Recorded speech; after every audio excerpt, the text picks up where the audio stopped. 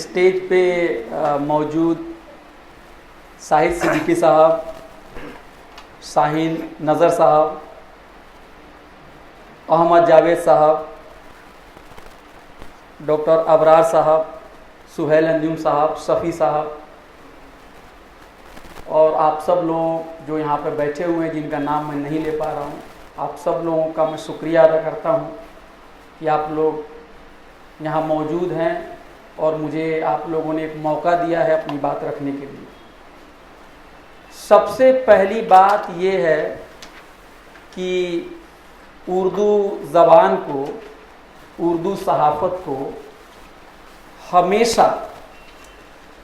एक ऐसा एक ख़ास तबका है इस मुल्क में जिसको हम कहेंगे कि वो तासुब उसके दिलों में बैठा हुआ है, वो उर्दू को और उर्दू सहाफ़त को बहुत शक की निगाह से देखता है और उनको हमेशा इस बात का खौफ लगता है कि उर्दू में क्या छप रहा है, उर्दू में क्या गुफ्तगू हो रही है। और आपको यह बात जानकर हैरानी नहीं होनी चाहिए कि बहुत सारी ऐसी एजेंसी हैं जो उर्दू अखबार को बहुत ही भय और खौफ और तासुब के साथ उसको पढ़ती हैं, उसकी रिपोर्ट बनाती हैं। और जब ये सरकार नहीं थी तब भी इस सरकार से जुड़े हुए नाम नेहाद इंटेलेक्चुअल उर्दू अखबार की कटिंग को, उसके तराशे को पढ़ते थे और उस पर रिपोर्ट निकालते थे और उनका मकसद क्या था ये मुझे बताने की ज़रूरत नहीं है। तो एक तरफ उर्दू के बारे में इतना खौफ, इतना डर, और दूसरी तरफ जो इस मुल्क का मेन स्ट्रीम मीडिया है जिसको कहा जाता है कि दुनिया की सबसे बड़ी जमहूरियत का ये मीडिया है, अगर आप उनको देखें तो आप पाएंगे कि जो हमारा मुल्क का जो मीडिया है वो कहीं से भी गैर जानिबदार, कहीं से भी आज़ाद नहीं दिख रहा है। एक और बात आप सोचिए कि हिंदुस्तान की जो मईशत है, जो यहाँ की जीडीपी है, वो 5वें नंबर की है, लेकिन क्या वजह है कि यहाँ की मीडिया 161वें नंबर पे है, 161 नंबर पे है। ये सोचने वाली बात है। अगर 5वें नंबर की जीडीपी हमारी है तो हमारी मीडिया का जो मकाम है वो 6ठे नंबर पे होना चाहिए, 5वें नंबर पे होना चाहिए, 4थे नंबर पे होना चाहिए, 10वें नंबर पे होना चाहिए, 20वें नंबर पे होना चाहिए। लेकिन क्या वजह है कि ये मीडिया जो है वो 161 पे है। रिपोर्टिंग गायब हो रही है। जो एंकर जो हैं वो अपने आप को समझ रहे हैं कि वो सरकार के तर्जुमान हैं और उनकी रिपोर्टिंग अगर आप देखेंगे तो वो रिपोर्टिंग बिल्कुल एक तरफा ही नहीं, नफरत अंगेज, किसी एक कम्युनिटी को दूसरे कम्युनिटी के खिलाफ भड़काने की एक पूरी कोशिश है और इसका नोटिस कोई नहीं ले रहा है। प्रेस काउंसिल, जो जिम्मेदार जो तंजीमें हैं, उनको चाहिए कि ये जो मीडिया है उसका वो मुहासबा करे, उनके ऊपर कदगन लगाएं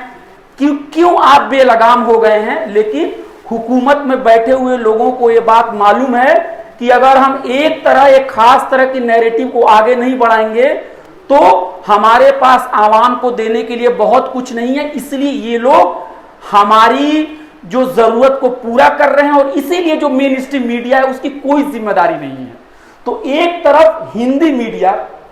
देखिए ज्यादातर हिंदी मीडिया, कुछ उसके ऑनरेबल एक्सेप्शंस हो सकते हैं, वो कितनी लापरवाही, गैर जिम्मेदारी से अपना काम अदा कर रहे हैं। और दूसरी तरफ उर्दू मीडिया को देखिए जिसके ऊपर सारे इल्जामात उन्हीं के खिलाफ लगाए जा रहे हैं। तो मुझे लग रहा है कि ये भी बहुत ही एक सीरियस इश्यूज है और इस पे बात कही नहीं जाती क्योंकि आप बहुत जल्दी अनपॉपुलर हो जाते हैं। आपको फिर हिंदी मीडिया बुलाएगा नहीं, आपको कहा जाता है कि अरे साहब आप तो एक तरफा बातें कहते हैं। तो इस सियाक में, इस पस मंजर में जब ये किताब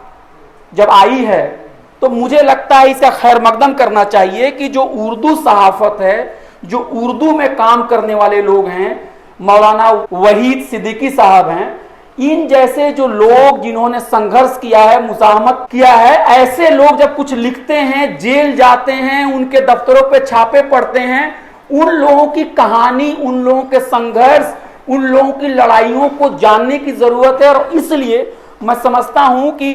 अहमद जावेद साहब ने जो इस किताब को मरतब किया है, एडिट किया है, इनके लिए हम सब लोगों को इनका शुक्रिया अदा करना चाहिए। और मुझे बड़ी खुशी है कि मुझे ये किताब इन्होंने दी और मैंने किताब को यहाँ पे मैंने पढ़ी भी। एक और चीज है कि लोगों को लगता है कि उर्दू मीडिया जो है वो फाइल का पेपर है, उर्दू मीडिया जो है इश्तहार को ऐंठने का एक तरीका है। हो सकता है कि कुछ लोग ऐसे काम अंजाम देते होंगे, लेकिन कम से कम ये बात नई दुनिया के लिए नहीं कही जा सकती है, क्योंकि जिस जमाने में मैं इंटरमीडिएट में था, पासमानदा जिला मशरकी चंपारण के एक छोटे से हिस्से रक्सौल में जब मैं था, वहां पे मैंने नई दुनिया की कॉपी वहां के हॉकर और वहां के अखबार की दुकानों पे मैंने उसको टंगा हुआ देखा। और मैं कह रहा हूं कि मैंने उर्दू जब सीख ली तो उस जमाने में कुछ चंद मैगजीन या कुछ अखबार जो खरीद के मैं पेन से और डिक्शनरी की मदद से जब मैं पढ़ना शुरू किया तो उसमें नई दुनिया भी था। इसलिए ये कहना कि नई दुनिया जो है या उर्दू के जो अखबारात हैं वो किसी एक खास सियासी जमात और एक खास सियासी लीडरों की तरफदारी और उनके से कुछ इश्तहार लेने का ये बिजनेस है, तो मुझे लगता है ये गलत है। दिक्कत कहीं और है, गलतियां कहीं और हो रही है, हकमारी कोई और कर रहा है, लेकिन निशाना बलि का बकरा किसी और को बनाया जा रहा है। मैं एक और बात अर्ज करना चाहता हूं, इस देश में, इस देश की सियासत को बाबरी मस्जिद राम जन्मभूमि तहरीक ने बदल दिया। लोगों की सोच बदल गई, हुकूमत बदल गई, और इस पूरी तहरीक को अगर किसी ने सबसे ज्यादा कामयाब बनाया तो उसमें मेन स्ट्रीम मीडिया, खासकर हिंदी प्रेस था, जिन्होंने एक खास प्रोपेगेंडे को दिन रात चला के यहां के अक्सरियती जो तबका है उनके दिमाग में भी एक खास अकलियत तबका के खिलाफ, इस्लाम और मुसलमान के खिलाफ नफरत अंगेज बातें कही। और ये बात मैं जिम्मेदारी के साथ कह रहा हूं, दिल्ली यूनिवर्सिटी के 2 प्रोफेसर चारू गुप्ता और एक मुकुल शर्मा हैं, उनकी एक छोटी सी पंफलेट है, अगर आप अभी गूगल करेंगे तो आपको मिल जाएंगे कि बाबरी मस्जिद के दौर में हिंदी अखबारात ने कैसी कवरेज की, और अगर आप पढ़ेंगे अंग्रेजी अखबारात ने कैसे कवरेज की, तो आपका जो सर है शर्म से नीचे झुक जाएगा। और कहीं से भी उनका रोल एक जमहूरी मुल्क की मीडिया की तरह नहीं था। उसके मुकाबले में मैंने centre for historical study JNU में एमफिल के दौरान एक मकाला लिखा, और मैंने देखा कि उर्दू अखबारों का क्या रोल था बाबरी मस्जिद के दौरान। और मैंने पाया कि उर्दू अखबारात के इदारिये बार बार मुश्किल से मुश्किल वक्त में सब्र और तहम्मुल से काम लेने की बात कह रहे थे, जबकि दूसरा जो मेन स्ट्रीम मीडिया था वो एक खास तरह का नफरत अंगेज बातों को भड़का रहा था। तो मुझे ये लग रहा है कि आज न सिर्फ गैर मुसलमानों को बल्कि मुसलमानों को भी उर्दू अखबार को पढ़ना, उर्दू को जानना, उर्दू के इमला और जुमले को दुरुस्त करना और किसी जबान को परफेक्टली जानना ये जरूरी नहीं है। तानीस की गलती हो जाना, जीम की जगह जे लिख देना, ये कोई बुरी बात नहीं है, क्योंकि अंग्रेजी भी हम दिन रात जब लिख रहे हैं उसमें भी हम सॉफ्टवेयर का इस्तेमाल कर रहे हैं। इसलिए हमें एहसासे कमतरी से निकल के हमें उर्दू अखबार को भी पढ़ने की जरूरत है। और जब उर्दू अखबार में लिखने वाले लोग होंगे, कोई ज्यादा जानता होगा, कोई कम जानता होगा, इसमें कोई शर्म की बात नहीं है। बड़े बड़े दरसगाहों में, यूनिवर्सिटी में 8000 तलबा में अगर आप जाएंगे, हॉस्टलों में जाके देखेंगे, तो आप पाएंगे कि 2, 4, 5 अखबार से ज्यादा उर्दू अखबार को लोग नहीं लेते हैं। और आज नई दुनिया कि वो हालत नहीं है जो उसकी हालत एक जमाने में थी, तो उसके लिए सबसे ज्यादा जिम्मेदार तो हम ही लोग हैं, क्योंकि हम 10 रुपए या 15 रुपए दे के उस अखबार को खरीद नहीं सकते हैं। तो हम दूसरों से क्या गिला करें। तो मुझे लग रहा है कि एक उर्दू मीडिया को बढ़ाने के लिए सब लोगों को मिलकर आगे आना होगा, क्योंकि उर्दू मीडिया की तारीख 200 साल पुरानी है। जंगे आजादी की लड़ाई में उसका रोल मुस्बत रहा। उसने, उसके जो कलमकार थे, उसके जो सहाफी थे, उन लोगों ने अपनी जान की कुर्बानियां दी, तोप के दहाने पे अपने आप को उड़ा दिया, इनकलाब जिंदाबाद का नारा दिया और सारे जहां से अच्छा हिंदुस्तान हमारा की बात कही। और उन्होंने कभी भी मजहबी जाविये से हिंदुस्तान को देखने की कोशिश नहीं की। जब इतना बेहतरीन हमारे पास पास्ट है, माजी है, हमें उस पे फक्र करने की जरूरत है। और जो भी मवाद हमारे पास मौजूद हैं उनको हमें इकट्ठा करके उनको एक जगह जमा करने की जरूरत है, उसको डिजिटलाइज करने की जरूरत है, ताकि जो एक तरह की नैरेटिव चलाने की कोशिश की जा रही है उसका हम मुकाबला करें। आखिरी बात 2 से 3 मिनट में और लूंगा। सबसे पहला इदारिया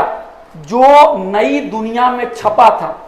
1 जुलाई से 15 जुलाई के बीच में 1951 में, मैंने उसको पढ़ा और मैं समझता हूं कि उस इदारिये में जो बातें लिखी गई हैं वो आज भी उसकी मानवीयत उतनी ही बरकरार है, और शायद उसकी मानवीयत इससे ज्यादा आज बढ़ गई है, क्योंकि उसूल पे मबनी पत्रकारिता जो है, सहाफत है, उसको छोड़ा जा रहा है। यहाँ पे 1951 में ये जो नई दुनिया है अपने इदारिये में क्या लिख रहा है, मैं यहाँ कोट करना चाह रहा हूँ। हमारी हुकूमतों और हुक्मरानों को हमेशा यह बात याद रखना चाहिए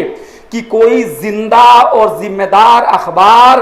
खुशामदी और कांसा लेस नहीं बन सकता, और एक जमहूरी अहद और इसके 9 इनकलाबात की तर्जुमानी उसका अवलीन फर्ज है। इसलिए नई दुनिया से दिल्ली के मकामी हुकूमत चाहे बार बार जमानतें तलब करे, वह जब मुनासिब समझेगा हुकूमत का सच्चा मुशीर हमदर्द बनेगा, और जब जरूरत समझेगा हुकूमत का बेरहम नक्काद होगा। यानी एक अच्छी पत्रकारिता वही है जहां पे आप हुकूमत के मुआशरे के सच्चे मुशीर भी हैं, और एक जर्राह की तरह आप उनकी कमियों को बेरहमी के साथ उसकी चीड़ फाड़ भी करते हैं। डॉक्टर भीमराव अंबेडकर ने 1940s में गांधी रनाडे का जब लेक्चर उन्होंने दिया था, तो उन्होंने यही बात कही थी कि समाज में सबसे बड़ा इंसान वही है जो स्कैवेंजर है, जो सफाई कर्मचारी है, यानी जो समाज की बुराइयों को साफ करने का जुर्रत रखता है, जो उसके खिलाफ बोलता है, वही सच्चा इंटेलेक्चुअल है। और उन्होंने इस बात पे अफसोस जाहिर किया कि हमारे मुल्क में हम अपने खानदान, अपने जाती मफाद, अपनी जात, अपनी बिरादरी के मफाद से ऊपर नहीं उठ पाते हैं, और वोल्टायर की तरह हम सही और खरी खरी बातें नहीं कहते हैं। मैं उम्मीद करता हूं कि आगे जावेद अहमद साहब कुछ ऐसा काम करेंगे जिससे मौलाना की तहरीरें और नई दुनिया ने जो अहम मसाइल थे उससे मुताल्लिक जो उसकी रिपोर्टिंग थी उसको जमा करके उसको डिजिटलाइज करें, उसको किताब की शक्ल में आए, ताकि नौजवान मौरिखों को, तालिबे इल्मों को, मुहक्किकों को